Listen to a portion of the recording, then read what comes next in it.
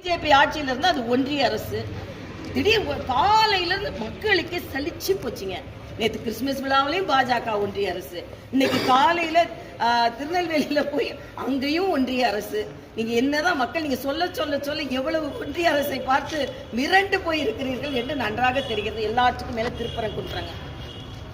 திருப்பரங்குன்றத்தில் ஒரு பூரணச்சந்திரன் இன்னைக்கு உடல் முழுவதும் தீக்கொளித்து அவரை பத்தி மோசமாக சமூக வலைதளங்கள்ல பதிவிடுறீங்க. ஒருத்தர் கேட்கிறாரு, தமிழ்நாடு முழுசா பத்தி எரியுதான்னு கேட்கிறார். பத்தி எரியணும்னு நினைக்கிறீங்களா? இதுதான் இந்துக்கள்ங்க. இந்துக்கள் நாங்க அமைதியா அவங்க இருந்து ஓட்டுல காமிக்க போறாங்க. மற்றவர்கள் பத்தி எரிஞ்சதுன்னா பாத்தீங்களா பாத்தீங்களா பாத்தீங்களா மதவேற்றை ஏற்படுத்துறாங்கன்னு சொல்றாங்க. அவங்களுக்காக நாங்க வருத்தப்படுகிறோம்.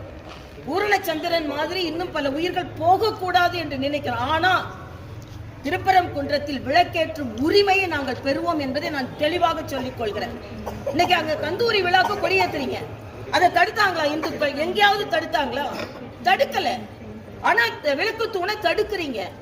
ஆக இந்துக்களுக்கும் சிறுபான்மையினருக்கும் வேற்றுமை ஏற்படுத்துவதே முதலமைச்சர் தாங்க. சேர்ந்துட போறாங்களே, சேர்ந்துட்டா நாம சோர்ந்து போயிருவோமே, சேர்ந்துடக்கூடாது சேர்ந்துடக்கூடாதுன்னு நான்